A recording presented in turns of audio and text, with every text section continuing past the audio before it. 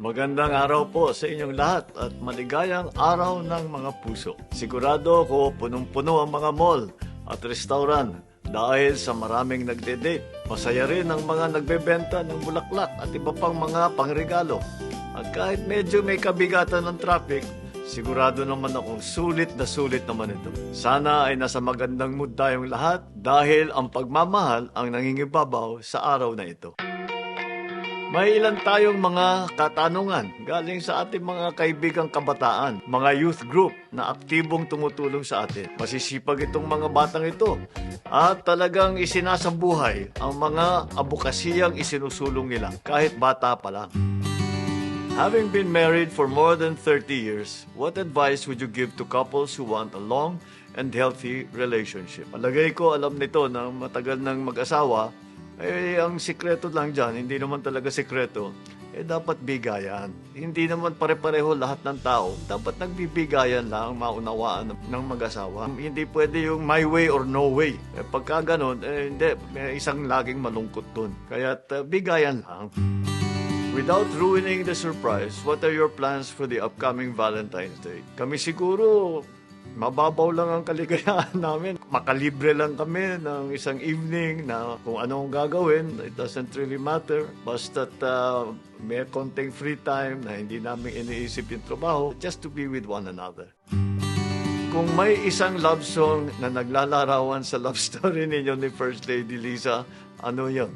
Well, hindi ko alam kung merong kanta na naglalarawan, pero yung love song talaga namin ay dahil ito yung siguro one of our first dates, nung nasa New York pa kami, is Moonlight in Vermont, na kinanta ni Sarah Vaughan. Pennies in a stream, falling leaves. Sa kabila ng inyong busy schedule, paano niyo binabalanse ang trabaho at oras para sa pamilya at sa isa't isa? Isa na ito sa pinakamahirap na gawin dahil halos lahat ng pamilya ko, we are all very, very busy. I'm very busy. The First Lady is very busy. Yung mga anak ko are also very busy. Kung minsan mahirap makabuo ng kahit ng sandali. Kahit linggo may ginagawa.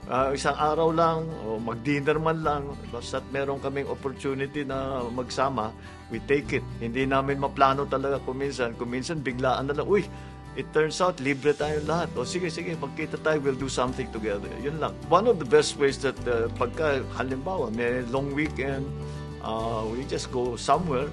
Punta kami sa Ilocos, punta kami sa isang lugar. Pero kami lang. Basta't magkasama kaming 5. Kahit sino pa, may girlfriend, walang kami lang. It doesn't matter. Basta't we find time to be with each other. It's not so easy, but we do our best. If you were to cook for Ethel this Valentine's Day, what dish would you prepare? I wouldn't cook. It would be oysters and champagne. Because nung we started going out, ito kami laging ginagawa. Dahil siyempre pareho kami, mahilig kami sa talaba. At kasama ng talaba para medyo konting romantic, ang champagne. Nung medyo mahirap ang buhay, basta makakain lang kami ng konting oysters at saka makainom kami ng konting champagne, medyo okay pa kami. There's a trend today using the I know this song. There's a trend today using the Taylor Swift song Ruin the Friendship, where young people share how they risk the friendship by confessing their feelings. Did you ever have a ruin the friendship moment with each other? Would you advise the youth to do the same? I don't think that ruin the friendship. I understand what Taylor Swift is trying to say, that you move away from the friend zone and you become boyfriend, girlfriend, jowa, whatever you want to call it. But for me, the basis of any good relationship is true friendship. The best relationships I've seen have all been started by being friends. Yung sinasabi nga, nade-develop yan. Pero kung hindi kayo magkaibigan, you don't have fun with each other. You don't enjoy each other's company. And you don't amuse each other. You don't, yung kagaya yung linya sa sine, you complete me.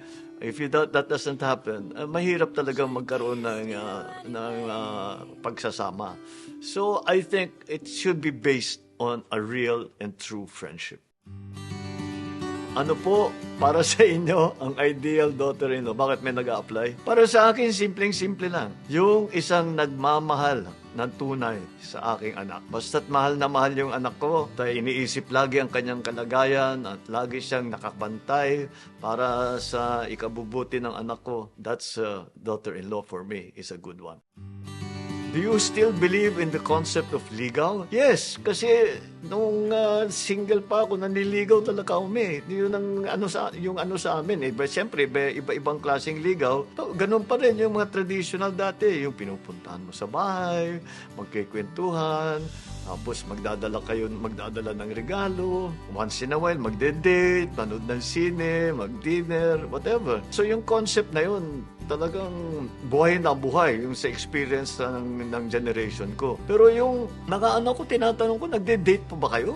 Parang hindi na eh. Ay, iba na yung concept na pagpapakilala sa isa, sa paano pang magiging malapit. Dati, wala pa kami yung mga dating app na ginagamit ngayon. But now it's different. Now it's commonplace. And I suppose the whole concept of ligaw, I'm sure imposibleng hindi mawawala yung nanliligaw. Yung gusto mong maging malapit sa isang tao dahil gusto mo siya. But the way that it's done, mukhang nagbago na.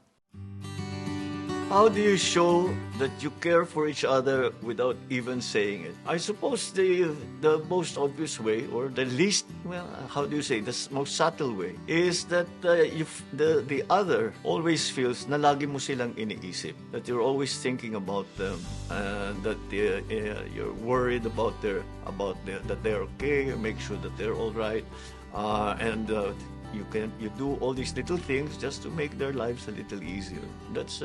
That I think is the best way that you can show your love. Do you have any advice for the youth this Valentine's Day? Well, enjoy yourselves. Enjoy each other's company. You know, it is rare to find someone, like I say, kahit na hindi mo magiging asawa, pero somebody that you care for and cares for you, who you have a very nice time together.